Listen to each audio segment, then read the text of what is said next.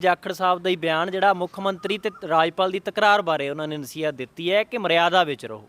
देखो सब तो वड्डी गल मर्यादा तो हर एक नूं चाहीदी हैगी इस मसले दे विच, चाहे राजपाल साहब होण, चाहे मुख मंत्री हो, चाहे MLA होण, चाहे मंत्री होण, चाहे किसी पोलीटिकल पार्टी का लीडर होवे।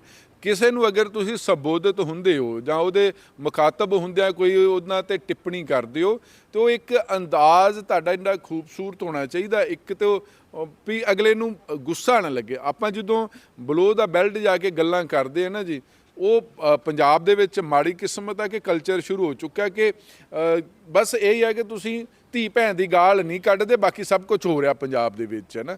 ਤੇ ਇਸ ਕਰਕੇ ਸਾਰੀ ਹਰ ਇੱਕ ਨੂੰ ਮਰਿਆਦਾ ਦਾ ਖਿਆਲ ਰੱਖਣਾ ਚਾਹੀਦਾ। ਔਰ ਸਭ ਤੋਂ ਵੱਡੀ ਗੱਲ ਹੈ ਕਿ ਰਾਜਪਾਲ ਔਰ ਮੁੱਖ ਮੰਤਰੀ ਦਾ ਜਿਹੜਾ ਰਿਸ਼ਤਾ ਨਾ ਉਹ ਇੱਦਾਂ ਦਾ ਹੋਣਾ ਚਾਹੀਦਾ ਹੈਗਾ ਕਿ ਭਰਾਵਾਂ ਵਾਲਾ ਹੋਣਾ ਚਾਹੀਦਾ ਰਿਸ਼ਤਾ। ਹੁਣ ਪਹਿਲੀਆਂ ਵੀ ਜਦੋਂ ਸਰਕਾਰਾਂ ਸੀ, ਚਾਹੇ ਬਾਦਲ ਸਾਹਿਬ ਦੀ ਸਰਕਾਰ ਸੀ ਉਦੋਂ ਗਵਰਨਰ ਕਾਂਗਰਸ ਪਾਰਟੀ ਦੇ ਹੁੰਦੇ ਸੀ, ਜਦੋਂ ਕੈਪਟਨ ਅਮਰਿੰਦਰ ਸਿੰਘ ਮੁੱਖ ਮੰਤਰੀ ਉਦੋਂ BJP ਦੇ ਰਾਜਪਾਲ ਹੁੰਦੇ, ਜਦੋਂ ਮੁੱਖ ਮੰਤਰੀ ਕੈਪਟਨ ਅਮਰਿੰਦਰ ਸਿੰਘ ਸੀ, ਕਈ ਅਜਿਹੇ ਬਿੱਲ ਸੀ ਜਿਹੜੇ VP ਸਿੰਘ ਬਦਨੌਰ ਉਹ ਵੀ BJP ਦੇ ਸੀ, ਉਹਨਾਂ ਨੇ ਬਿੱਲ ਰੋਕਤੇ ਸੀ। ਕਦੀ ਕੈਪਟਨ ਅਮਰਿੰਦਰ ਸਿੰਘ ਦੀ ਕੋਈ ਸਟੇਟਮੈਂਟ ਨਹੀਂ ਆਈ। ਗਵਰਨਰ ਦੇ ਇੱਕ ਨੇ ਆਪਣੇ ਰਾਈਟ ਨੇ ਕਿ ਉਹਨਾਂ ਵੇਖਣਾ ਕਿ ਆਹ ਜਿਹੜਾ ਸਟੇਟ ਅਸੈਂਬਲੀ ਨੇ ਜਿਹੜਾ ਬਿੱਲ ਪਾਸ ਕੀਤਾ ਕੀ ਉਹ ਸੰਵਿਧਾਨ ਦੇ ਦਾਇਰੇ ਦੇ ਵਿੱਚ ਆ। ਇੱਕ ਬਿੱਲ ਸੀ ਕਿ ਜਿਹੜਾ NDPS ਐਕਟ ਹੈਗਾ ਉਹਦੇ 'ਚ ਜਿਹੜੇ ਉਹ ਫਾਂਸੀ ਦੀ ਸਜ਼ਾ ਹੋਣੀ ਚਾਹੀਦੀ ਆ, ਪਰ ਉਹ ਸਰਕਾਰ ਨੇ ਪਾਸ ਕਰ ਦਿੱਤਾ ਹੈਗਾ, ਲੇਕਿਨ ਗਵਰਨਰ ਸਾਹਿਬ ਨੇ ਰੋਕ ਲਿਆ। ਕਿਉਂ ਰੋਕਿਆ ਸੀ? ਕਿਉਂਕਿ ਉਹ ਸੈਂਟਰ ਐਕਟ ਆ, ਸਟੇਟ ਦਾ ਰਾਈਟ ਨਹੀਂ ਹੈਗਾ। ਸਟੇਟ ਤੇ ਇੱਕ ਰੈਜੂਲੇਸ਼ਨ ਪਾਸ ਕਰਕੇ ਸੈਂਟਰ ਨੂੰ ਰਿਕਮੈਂਡ ਕਰ ਸਕਦਾ ਹੈਗਾ। ਇਸ ਤਰ੍ਹਾਂ ਹੋਰ ਵੀ ਬਹੁਤ ਸਾਰੇ ਬਿੱਲ ਸੀ ਜਿਹੜੇ ਗਵਰਨਰ ਨੇ ਰੋਕ ਲਏ। ਜਿਵੇਂ ਜਿਹੜੀ ਬੇਅਦਬੀ ਹੁੰਦੀ ਸੀ ਗੁਰੂ ਸਾਹਿਬ ਦੀ, ਉਹਦੇ 'ਚ ਪਹਿਲਾਂ ਲਿਖ ਕੇ ਭੇਜ ਦਿੱਤਾ ਕਿ ਗੁਰੂ ਗ੍ਰੰਥ ਸਾਹਿਬ ਜੀ ਦੀ ਜੋ ਬੇਅਦਬੀ ਕਰੇਗਾ ਉਹਨੂੰ ਫਾਂਸੀ ਦੀ ਸਜ਼ਾ, ਕਿਉਂਕਿ ਗੁਰੂ ਗ੍ਰੰਥ ਸਾਹਿਬ ਜੀ ਨੂੰ ਲਿਵਿੰਗ ਗੁਰੂ ਆਖਿਆ ਜਾਂਦਾ। ਫਿਰ ਦੂਜੇ ਪਾਸੇ ਵੀ ਕਿ ਭਗਵਤ ਗੀਤਾ ਦੀ ਬੇਅਦਬੀ ਹੋ ਗਈ, ਇੱਕ ਥਾਂ ਕੁਰਾਨ ਸ਼ਰੀਫ ਦੀ ਹੋ ਗਈ, ਬਾਈਬਲ ਦੀ ਹੋ ਗਈ, ਫਿਰ ਕਹਿੰਦੇ ਉਹ ਵੀ ਵਿੱਚ ਪਾਓ, ਉਹ ਵੀ ਰੋਕ ਲਿਆ। ਕਈ ਬਿੱਲ ਰੋਕੇ। ਹੁਣ ਆਹ ਜਿਹੜਾ ਤਕਰਾਰ ਨਾ, ਇਹ ਤਕਰਾਰ ਵਾਕਈ ਸਹੀ ਨਹੀਂ ਹੈ, ਪੰਜਾਬ ਵਾਸਤੇ ਨਹੀਂ ਸਹੀ, ਔਰ ਪੋਲੀਟੀਕਲ ਤੌਰ ਤੇ ਮੁੱਖ ਮੰਤਰੀ ਵਾਸਤੇ ਵੀ ਸਹੀ ਨਹੀਂ, ਭਗਵੰਤ ਮਾਨ ਸਾਹਿਬ ਵਾਸਤੇ, ਰਾਜਪਾਲ ਵਾਸਤੇ ਵੀ। ਹੁਣ ਉਹ ਕਹਿ ਰਹੇ ਨੇ ਕਿ ਵਿਧਾਨ ਸਭਾ ਦੇ ਅੰਦਰ ਮੁੱਖ ਮੰਤਰੀ ਕੋਲ ਰਾਈਟ ਹੈ ਕਿ ਕੁਝ ਨਾ ਕੁਝ ਉਹ ਵਿਧਾਨ ਸਭਾ ਦੇ ਵਿੱਚ ਇੱਕ ਮਰਿਆਦਾ ਦੇ ਨਾਲ ਗਵਰਨਰ ਤੇ ਟਿੱਪਣੀ ਕਰ ਸਕਦੇ ਨੇ, ਪਰ ਵਿਧਾਨ ਸਭਾ ਦੇ ਬਾਹਰ ਨਹੀਂ ਕਰ ਸਕਦੇ। ਉਹ ਕਹਿੰਦੇ ਇੱਥੇ ਤਾਂ ਵਿਧਾਨ ਸਭਾ ਦੇ ਬਾਹਰ ਟਿੱਪਣੀਆਂ ਹੋ ਰਹੀਆਂ ਨੇ।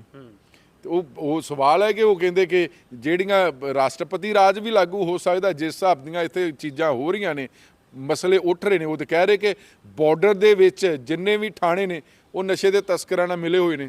ਉਹ ਤਾਂ ਕਹਿੰਦੇ NCB ਨੇ 80 ਗੈਰ ਕਾਨੂੰਨੀ ਜਿਹੜੇ ਸ਼ਰਾਬ ਦੇ ਠੇਕੇ ਲੁਧਿਆਣੇ ਦੇ ਵਿੱਚ ਫੜੇ ਹੈਗੇ ਨੇ। ਉਹ ਤਾਂ ਕਹਿ ਰਹੇ ਨੇ ਕਿ ਇੱਥੇ ਗੈਰ ਸੰਵਿਧਾਨਿਕ ਕੰਮ ਹੋ ਰਹੇ, ਇੱਕ ਸੈਕਟਰੀਏਟ ਦੇ ਅੰਦਰ ਹੋ ਰਹੇ ਨੇ, ਇੱਕ ਕਿਸੇ ਕੋਠੀ ਦੇ ਬਾਹਰ ਅਫਸਰਾਂ ਦੀਆਂ ਅਫਸਰ ਫਾਈਲਾਂ ਦਿਖਾ ਰਹੇ ਨੇ ਕਿਸੇ ਆਊਟਸਾਈਡਰ ਨੂੰ। ਗਵਰਨਰ ਸਾਹਿਬ ਤੇ ਇਹ ਵੀ ਕਹਿ ਰਹੇ ਨੇ। ਹੁਣ ਆਊਟਸਾਈਡਰ ਕੌਣ ਆ? ਇਹ ਪੰਜਾਬ ਦੀ ਜਨਤਾ ਚੰਗੀ ਤਰ੍ਹਾਂ ਜਾਣਦੀ ਆ। ਲੁਧਿਆਣੇ ਇਕੱਲੇ ਦੇ ਵਿੱਚ ਜੇ 80 ਦੁਕਾਨਾਂ ਗੈਰ ਕਾਨੂੰਨੀ ਸ਼ਰਾਬ ਦੇ ਠੇਕੇ ਬੰਦ ਹੋਏ ਨੇ, ਕੌਣ ਜ਼ਿੰਮੇਵਾਰ ਆ? ਬਾਰਡਰ ਬੈਲਟ ਉਹ ਕਹਿੰਦੇ ਕਿ ਥਾਣੇਦਾਰ ਉਹ ਪੁਲਿਸ ਸਟੇਸ਼ਨ ਮਿਲੇ ਹੋਏ ਨੇ, ਕੌਣ ਜ਼ਿੰਮੇਵਾਰ? ਉਹ ਇਸੇ ਕਰਕੇ ਕਹਿੰਦੇ ਕਿ ਮੈਂ ਉੱਥੇ ਇੱਕ ਕਮੇਟੀ ਬਣਾਤੀ ਆ, ਪਬਲਿਕ ਕਮੇਟੀ ਕਰਤੀ, ਜਿਹੜਾ ਸੂਦ ਹੋਊਗਾ, ਜਿਹੜੀ ਪੰਚਾਇਤ ਸੂਦ ਹੋਊਗੀ, ਮੈਂ 6 ਲੱਖ ਰੁਪਈਆ ਨਾਮ ਦਊਂਗਾ ਗਵਰਨਰ ਫੰਡ 'ਚੋਂ। ਉਹਨਾਂ ਦੀ ਇਹ ਵੀ ਸਟੇਟਮੈਂਟ ਆਈ ਆ। ਹੁਣ ਇਹ ਜਿਹੜੇ ਉਹਨਾਂ ਨੇ ਮੋਟੇ 5 ਪੁਆਇੰਟ ਉਠਾਏ ਨੇ, ਉਹ ਪੰਜਾਬ ਸਰਕਾਰ ਵਾਸਤੇ ਸਿਰਦਰਦੀ ਵਾਲੇ ਆ, CM ਸਾਹਿਬ ਵਾਲੇ ਵਾਸਤੇ ਸਿਰਦਰਦੀ। ਉਹ ਤਾਂ ਇਹ ਵੀ ਕਹਿ ਰਹੇ ਨੇ ਕਿ ਮੈਂ 3 ਸਟੇਟਾਂ ਦਾ ਮੇਘਾਲਿਆ ਜਾਂ ਹੋਰ 3 ਸਟੇਟਾਂ ਦਾ ਰਾਜਪਾਲ ਰਿਹਾ, ਉੱਥੇ ਵੀ ਦੂਜੀਆਂ ਸਟੇਟਾਂ ਪਾਰਟੀਆਂ ਦੀਆਂ ਸਰਕਾਰਾਂ ਸੀ। ਮੇਰੀ 83 ਸਾਲ ਉਮਰ ਹੈ, 84 ਦੇ ਵਿੱਚ ਮੈਂ ਪਹਿਲੀ ਦਫਾ ਮੈਂਬਰ ਆਫ ਪਾਰਲੀਮੈਂਟ ਬਣਿਆ, ਵਜ਼ੀਰ ਰਿਹਾ। ਮੇਰੇ ਕੋਲ ਤੇ ਜਿਹੜੇ ਮੁੱਖ ਮੰਤਰੀ ਸਲਾਹਾਂ ਲੈਣ ਆਉਂਦੇ ਸੀ ਕਿ ਆਪਾਂ ਰਲ ਮਿਲ ਕੇ ਸਟੇਟ ਚਲਾਉਣੀ। ਪੰਜਾਬ 'ਚ ਕਹਿੰਦੇ ਉਲਟਾ।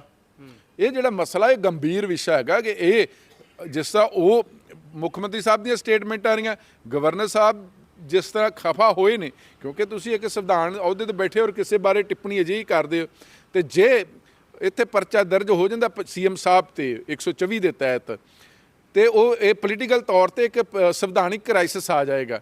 ਨੈਤਿਕਤਾ ਤੌਰ ਤੇ ਕਿਤੇ CM ਸਾਹਿਬ ਨੂੰ ਅਸਤੀਫਾ ਨਾ ਦੇਣਾ ਪੈ ਜੇ ਪਰਚਾ ਦਰਜ ਹੋ ਜਾਂਦਾ, ਤੇ ਕਿਉਂਕਿ ਉਹ ਤਿਆਰੀ ਕਰਕੇ ਬੈਠੇ ਨੇ, ਉਹ ਤੇ CM ਸਾਹਿਬ ਦਾ ਰਿਐਕਸ਼ਨ ਦੇਖ ਰਹੇ ਨੇ ਕਿ ਹੁਣ ਭਗਵੰਤ ਮਾਨ ਸਾਹਿਬ ਕੀ ਬੋਲਣਗੇ। ਤੇ ਜੇ ਕੁਝ ਅਜਿਹਾ ਬੋਲ ਦਿੱਤਾ ਜਾਂਦਾ, ਪਰਚਾ ਦਰਜ ਹੋ ਜਾਂਦਾ, ਪੰਜਾਬ 'ਚ ਸੰਵਿਧਾਨਿਕ ਕ੍ਰਾਈਸਿਸ ਪੈ ਜਾਏਗਾ।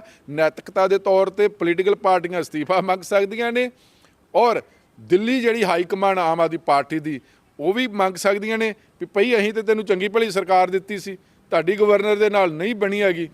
ਤੇ ਜੇ ਸੀਐਮ ਸਾਹਿਬ ਨੂੰ ਅਸਤੀਫਾ ਦੇਣਾ ਪੈ ਗਿਆ, ਸਮੁੱਚੀ ਆਟੋਮੈਟਿਕ ਸੰਵਿਧਾਨ ਦੇ ਕਾਨੂੰਨ ਤਹਿਤ ਕੈਬਨਿਟ ਨੂੰ ਦੇਣਾ ਪਏਗਾ। ਸਰਕਾਰ 'ਚ ਨਵਾਂ ਪੋਲੀਟੀਕਲ ਤੌਰ ਤੇ ਵਿਪਤਾ ਪੈ ਜੂਗੀ। ਇਸ ਕਰਕੇ ਜਿਹੜਾ ਜਾਖੜ ਸਾਹਿਬ ਨੇ ਕਿਹਾ ਕਿ ਦੋਨੇ ਬੈਠ ਕੇ ਮਸਲਾ ਹੱਲ ਹੋਣਾ ਚਾਹੀਦਾ, ਈਗੋ ਵਾਲਾ ਇਸ਼ੂ ਨਹੀਂ ਹੋਣਾ ਚਾਹੀਦਾ, ਸੰਵਿਧਾਨ ਵਾਲਾ ਇਸ਼ੂ ਹੈ ਕਿ ਕਿਹਦੀ ਕਿੰਨੀ ਮਰਿਆਦਾ ਤੇ ਕੀ ਕੁਝ ਹੋਣਾ ਚਾਹੀਦਾ ਹੈਗਾ। ਇਸ ਮਸਲੇ ਦੇਖੋ ਸਾਰਿਆਂ ਨੇ ਨਸੀਹਤ ਦਿੱਤੀਆਂ ਹੈਗੀਆਂ, ਹੁਣ ਸ਼ਾਂਤੀ ਹੈਗੀ 1-2 ਦਿਨ ਦੀ ਤੇ ਸ਼ਾਂਤੀ ਬਣੀ ਆ, ਲੇਕਿਨ ਕਿੰਨੇ ਕੁ ਚਿਰ ਰਹਿੰਦੀ ਹੈਗੀ ਆ।